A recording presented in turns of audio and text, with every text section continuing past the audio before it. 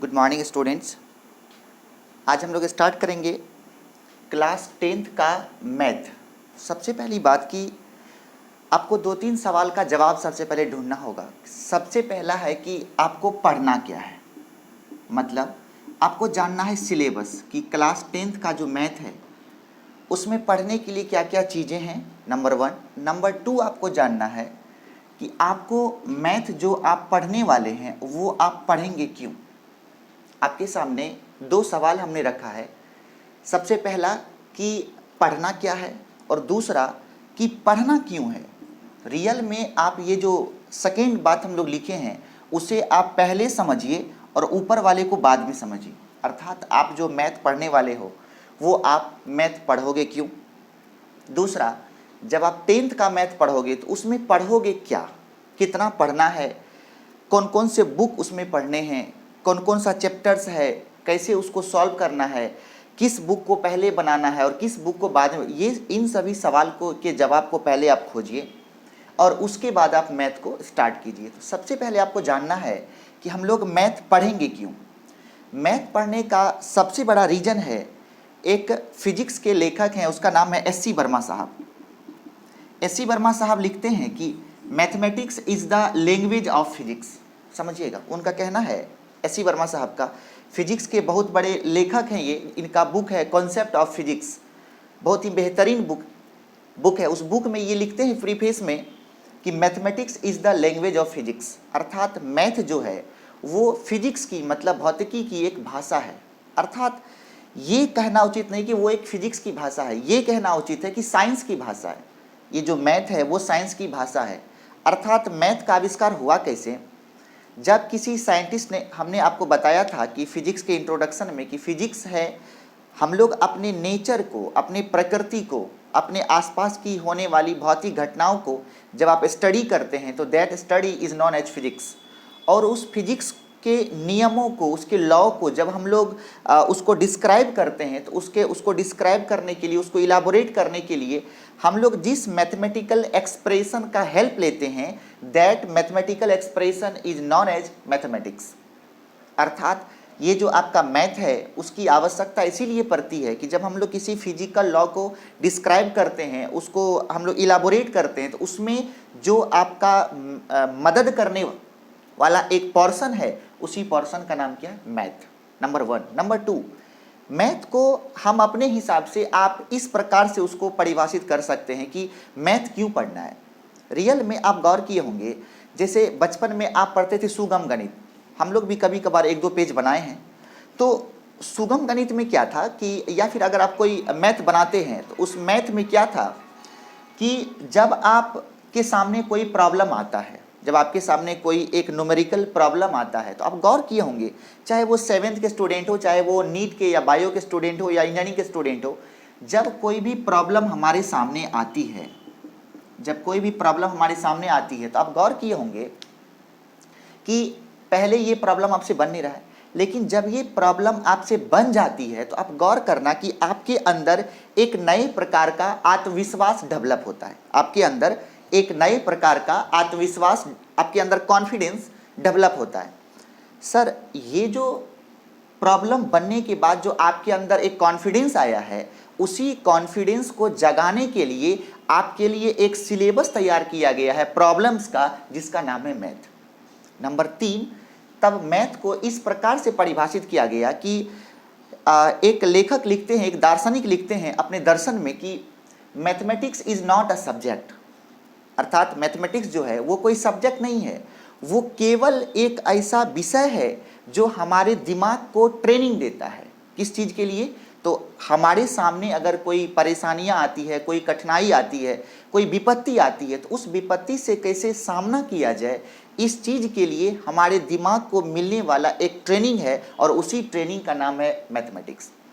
आप जो एक नए लेक्चर की शुरुआत करने वाले हैं, एक नए सब्जेक्ट की शुरुआत करने वाले हैं, ये सब्जेक्ट बहुत ही इम्पोर्टेंट, बहुत ही इंटरेस्टेड और आपके दिमाग को एक प्रकार से ट्रेंड करने वाला ये सब्जेक्ट है। तो हम उम्मीद करते हैं कि आप लोग इस ट्रेनिंग को लेना उचित समझेंगे और ये सब्जेक्ट आपके दिमाग को इतना ट्रेंड कर देगा कि आप साइंस को पढ़ने के लिए, उसे समझने के लिए आपका दिमाग पूरी तरीक़ा से मैच्योर्ड हो जाएगा और तैयार हो जाएगा।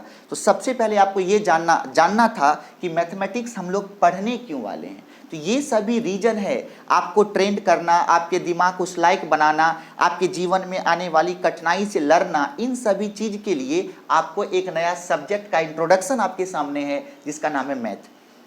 अभी हम लोग फिलहाल डिस्कस कर रहे हैं क्लास 10th के मैथ को, जिसमें आपको समझना है कि हम लोगों को इसमें पढ़ना क्या है। तो जरा सा देखते हैं कि हमारे 10th के का जो मैथ है उसका सिलेबस क्या है। तो सबसे पहले आप देखें क्लास 10th के मैथ का सिलेबस, अर्थात सिलेबस का मतलब कौन कौन से टॉपिक्स हैं और उसमें क्या पढ़ना है। तो जब क्लास 10th का मैथ स्टार्ट होगा तो सबसे पहले आपको समझना होगा, सबसे पहला चैप्टर होगा रियल नंबर, मतलब वास्तविक संख्या। इसे आप समझें, सबसे पहले आपको पढ़ना है वास्तविक संख्या के बारे में, अर्थात ये है आपका रियल नंबर। इसे आप समझिए, ये रियल नंबर क्यों पढ़ना है, क्योंकि हमने क्या कहा, ये एक बेसिक ट्रेनिंग है आपके लिए, आपके दिमाग को मिलने वाला एक ट्रेनिंग है जो कठिनाई से लड़ने में आपकी मदद करता है। तो सबसे पहले आपको ये जानना है कि अगर आप किसी भी चीज़ के बारे में जानोगे तो सबसे पहले आपके अंदर एक संख्यात्मक ज्ञान होना चाहिए।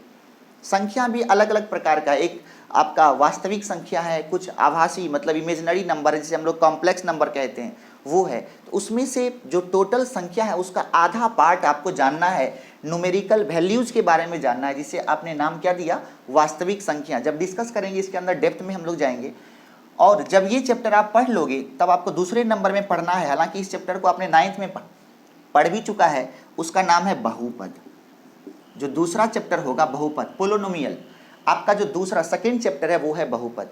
जब आप बहुपद पढ़ लेंगे तो तीसरा चैप्टर आप पढ़ेंगे, क्योंकि जब हम ग्राफ बता रहे थे आपको तो आपको बताए थे कि यदि किसी x के पावर 0 है, आप लोग 7th 8th में इसी को पढ़े थे कि यदि किसी चर पर या किसी संख्या पर पावर 0 है तो उसका वैल्यू 1 होता है, और 1 को आप बोलते हैं कांस्टेंट, ठीक है।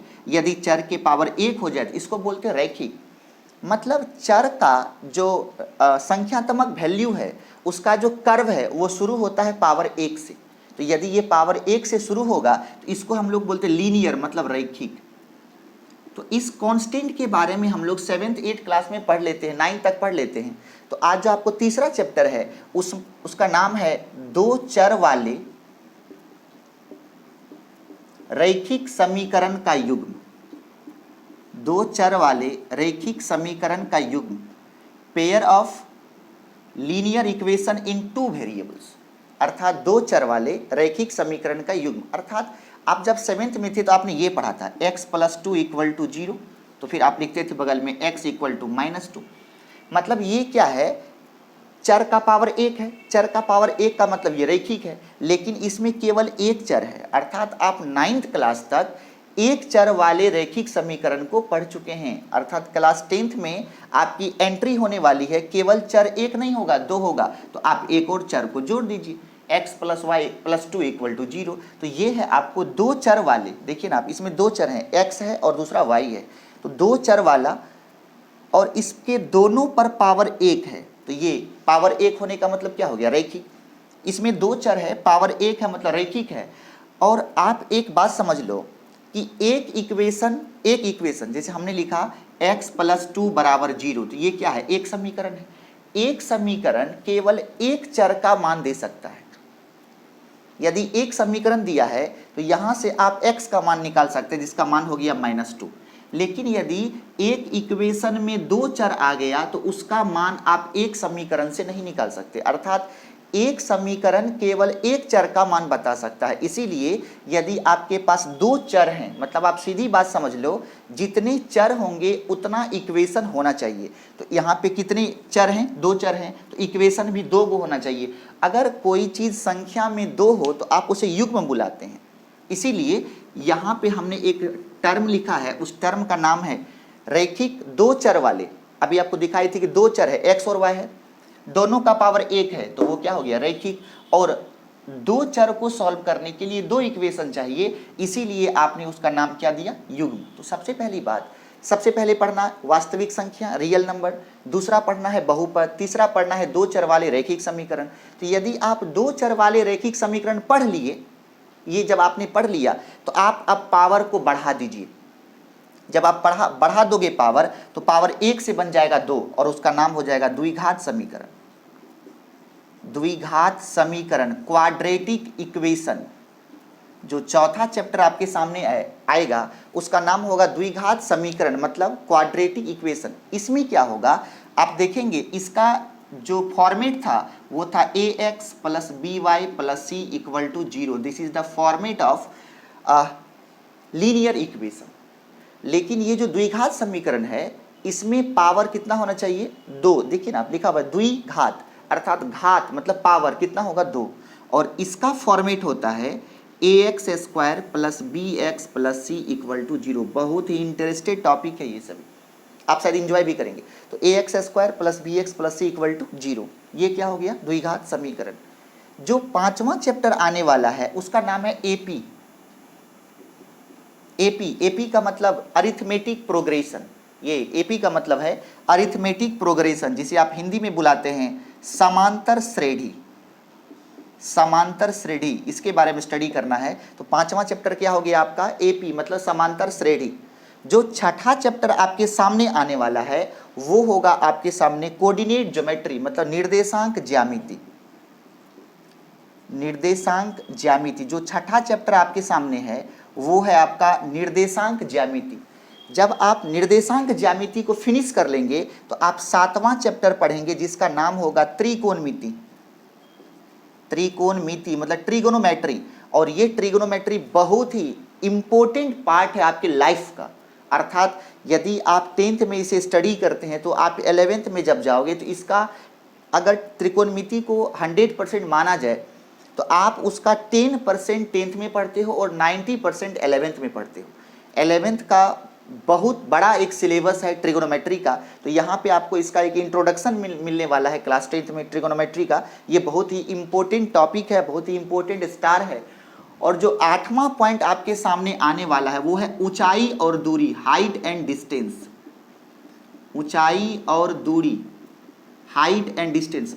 वैसे रियल में हाइट एंड डिस्टेंस जो है वो त्रिकोणमिति का ही एक सब टॉपिक है, मतलब इसका एक साथी है, लेकिन उसको हम लोग थोड़ा सा अलग करके पढ़ाते हैं ताकि बच्चों को समझने में बहुत ही कम परेशानी हो, बहुत ही कम। तो ये इसी का पार्ट है। तो 7वां चैप्टर है आपका त्रिकोणमिति, और त्रिकोणमिति के बाद क्या आ गया? ऊंचाई और दूरी। उसके बाद जो आपके सामने 9वां चैप्टर आएगा, 9वां चैप्टर में आप सबसे पहले पढ़ोगे त्रिभुज के बारे में, त्रिभुज के प्रॉपर्टी के बारे में। तो जो 9वां चैप्टर है वो है आपका त्रिभुज, ट्रायंगल। बहुत ही इंपॉर्टेंट, मतलब यहाँ से लगभग 10 नंबर का इस टॉपिक से एक थ्योरम और 2-3 ऑब्जेक्टिव यहाँ से पूछ ही लेता है। तो ये बहुत ही इंपॉर्टेंट स्टार है जिसका नाम है त्रिभुज। तो त्रिभुज जब आप सबसे पहले आपने क्या पढ़ लिया? वास्तविक संख्या, उसके बाद बहुपद, दो चर वाले रैखिक समीकरण का युग्म, पेयर ऑफ स्टेट इक्वेशन, द्विघात समीकरण, क्वाड्रेटिक इक्वेशन। उसके बाद आपने क्या पढ़ लिया? मतलब एपी। छठा क्या हो गया? निर्देशांक ज्यामिति। 7वां त्रिकोणमिति। 8वां क्या हो गया? ऊंचाई और दूरी। 9वां क्या निकल गया? त्रिभुज। जो 10वां चैप्टर है आपके सामने, 10वां चैप्टर जब आप हम लोग आएंगे तो इस त्रिभुज के बाद आप पढ़ लो रचना, कंस्ट्रक्शन। यहां से 5 नंबर आपका फिक्स रहता है, यहां से कोई ना कोई एक कंस्ट्रक्शन आपके सामने आएगा। कंस्ट्रक्शन मतलब क्या कि आपसे ऐसा पूछा जाएगा कि एक लाइन है, उसको 2:3 के अनुपात में विभाजित करने के लिए बताइए, सीखिए। नंबर 1। नंबर दूसरा पूछेगा आपसे कि आप एक सर्किल बनाइए जिस पर किसी बाहरी पॉइंट से 2 स्पर्श रेखाएं खींची गई हो। आप तीसरा आपसे पूछेगा कि आपके पास कोई त्रिभुज है, उस त्रिभुज का एक समरूप त्रिभुज बनाइए जिसकी भुजा 3:4 या m/n में हो। इस प्रकार के प्रॉब्लम्स आप सीखेंगे कहाँ पे? रचना में। जब आप रचना क्लियर कर लेंगे तो 11वां चैप्टर आपके सामने आएगा, उसका नाम होगा वृत्त, सर्किल। बहुत ही इंपॉर्टेंट टॉपिक है। 11वां चैप्टर क्या आएगा आपके सामने? वृत्त। और 12वां चैप्टर आपके सामने आएगा वृत्त संबंधी क्षेत्रफल। वृत्त संबंधी क्षेत्रफल जो आपके सामने 12वां चैप्टर है उसका नाम क्या है? वृत्त संबंधी क्षेत्रफल। 11वां में आपने क्या पढ़ा? वृत्त। इसमें आप वृत्त का, सर्किल का इंट्रोडक्शन पढ़ोगे कि सर्किल क्या है, वो कैसे बनता है, उस पर स्पर्श रेखाएं कितनी होंगी, उस पर नॉर्मल्स कितने होंगे, उसका सेंटर क्या होगा, रेडियस क्या होगा, डायमीटर क्या होगा, परिधि क्या होगा, क्षेत्रफल क्या होगा, आर क्या होगा, जीवा क्या होगा, चाप, मतलब बहुत ज़्यादा इसका इंट्रोडक्शन पढ़ना है। उसके बाद उस इंट्रोडक्शन को इम्प्लीमेंट करना है, उसे लागू करना है एक नए टॉपिक में जिसका नाम है ब्रीथ संबंधी क्षेत्रफल। उसके बाद जो आपके सामने 13वां चैप्टर आएगा, उस 13वां चैप्टर का नाम है क्षेत्रफल और आयतन। इसके बाद आप पढ़ेंगे क्षेत्रफल आयतन, एरिया एंड वॉल्यूम। क्षेत्रफल का मतलब इसमें क्या पढ़ना है, रियल में ये चैप्टर है 3D का, अर्थात इसमें आपको क्या पढ़ना रहेगा, एक रूम है या एक क्यूब है या एक रूम है, उस रूम का आंतरिक क्षेत्रफल कितना होगा, आंतरिक आयतन कितना होगा, एक बक्सा है, यदि बक्से की मोटाई कुछ दिया हुआ है तो उसका बाह्य क्षेत्रफल कितना होगा, कुल क्षेत्रफल कितना होगा, पृष्ठीय क्षेत्रफल कितना होगा, आंतरिक, ये इस चीज के बारे में आपको पढ़ना है। एक 3D का चैप्टर है जिसका नाम है क्षेत्रफल और आयतन, मतलब एरिया एंड वॉल्यूम्स, ये आपको पढ़ना है। आपको दिया रहेगा कि एक शंकु है, मतलब एक तंबू है, उस तंबू में कितना हवा भरा जाएगा, एक रूम है, एक ऑब्जेक्टिव हर बार बहुत पूछता है, एक रूम है जिसका लंबाई L है, चौड़ाई B है, ऊंचाई H है, तो बताइए उसमें सबसे बड़ी भुजा कौन सी होगी, या उसमें रखी जाने वाले सबसे बड़ी एक छड़ का लंबाई कितनी होगी। तो इन सभी सवाल का जवाब हम लोग ढूंढेंगे। बहुत ही इंपॉर्टेंट इंटरेस्टिंग टॉपिक है। 14वां जो चैप्टर आएगा, उस 14वें चैप्टर में हम लोग पढ़ेंगे सांख्यिकी के बारे में, और ये है आपका स्टैटिस्टिक्स, सांख्यिकी के बारे में। जो 14वां चैप्टर होगा उसका नाम होगा सांख्यिकी, और जो 15वां चैप्टर होगा उसका नाम होगा प्रायिकता का मतलब प्रोबेबिलिटी। ये कुछ इंपॉर्टेंट टॉपिक्स हैं जो आपको मैथ में, क्लास 10th के मैथ में पढ़नी है। आप ये समझ लो, यदि आप अच्छे से पढ़ते हो, एक टॉपिक एक दिन का है और ये पूरा मैथ 15 दिन का है। यदि आप अच्छे से पढ़ते हैं तो आप मेरा विश्वास करें, एक टॉपिक एक दिन का है और 15 टॉपिक 15 दिन का है।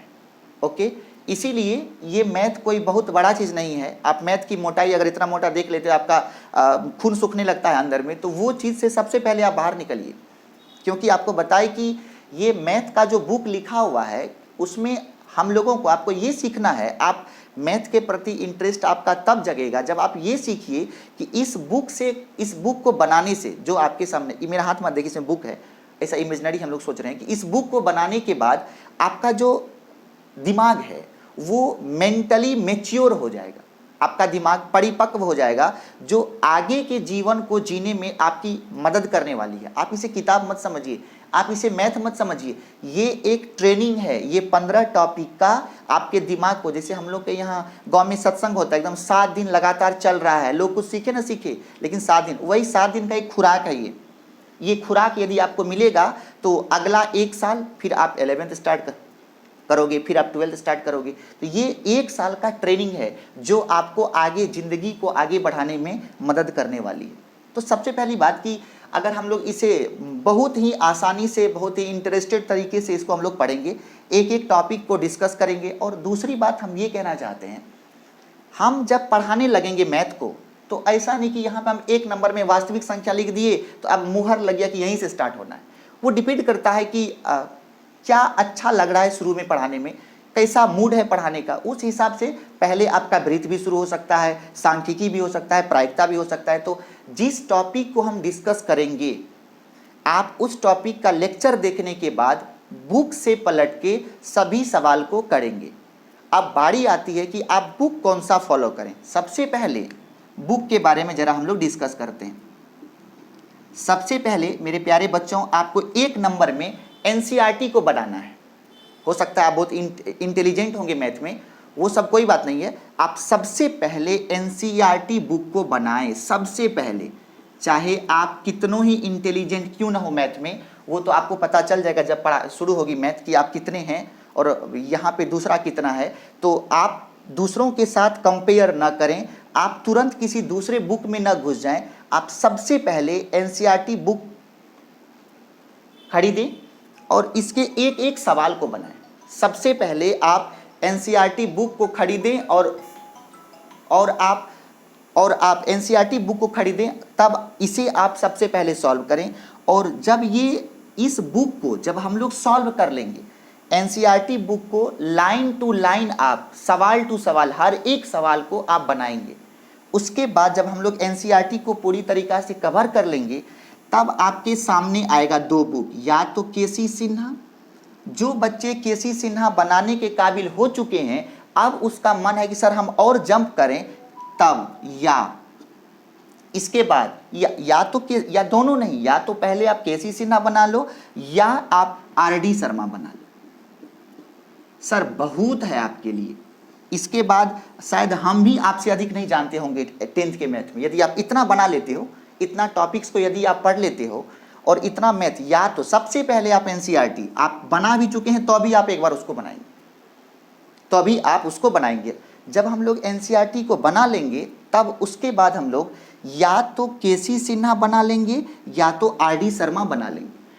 और अब सवाल ये आता है कि हम आपको सवाल बताएंगे कैसे, जैसे हमने आपको लेक्चर में थ्योरी पढ़ा दिया, उसके बाद हम सवाल को सॉल्व कैसे करेंगे। हम क्या करेंगे, सबसे पहले एनसीईआरटी का हर एक सवाल को पढ़ के हर एक सवाल का सॉल्यूशन आपको यूट्यूब पर मिल जाएगा, हम यहाँ पे सबको सॉल्व कर देंगे। अगर आपसे कोई सवाल नहीं बनती है तो आप उस लेक्चर में जाएं और उस लेक्चर में जाकर के उस सवाल के सॉल्यूशन को देख करके आप उस चीज़ को अपने अंदर आत्मसात कर लें, ये एक वे होगा। और यदि इससे भी किसी को समस्या रह जाती है तो आप हमारे व्हाट्सएप नंबर पे 7258958011, अगर कोई भी ऐसा क्वेरी है आपके पास जो आपके मन में बैठा हुआ है कि सर ये कैसे हो रहा है, वो कैसे हो रहा है, तो आप 24 घंटा ये 24 आवर आपके लिए खुला मिलेगा। आप कभी भी इस पे व्हाट्सअप करके उस पेज पे अपने प्रॉब्लम्स को लिख के आप इस पे व्हाट्सअप कर दें, ताकि हम कोशिश करेंगे कि उस सवाल का जवाब आपको तुरंत दे सकें। हो सकता है कि अगर हम मैसेज आपका नहीं देख पाए तो थोड़ा सा लेट लग जाए, वो मेरी कमजोरी होगी, लेकिन हम कोशिश ये रखेंगे कि आपको तुरंत हम सॉल्यूशन इस सवाल का दे सकें। तो इस तरीके से आप मैथ की तैयारी को एक युद्ध स्तर पर आप स्टार्ट करें, क्योंकि आपके सामने समय कम है और यहाँ पे सभी लोग व्यस्त हैं अपने अलग अलग कार्य में, ऊपर से ये एक महामारी, उसमें आपके पास समय कम, बहुत ज़्यादा आपको मेहनत करनी है। उस मेहनत में हम सभी मिलकर आपके साथ हैं। आप जहाँ कहीं भी बैठे हैं वहीं बैठे रहें, वहीं से मेहनत करें और आनंद सर के यूट्यूब चैनल को देखें। Thank you so much.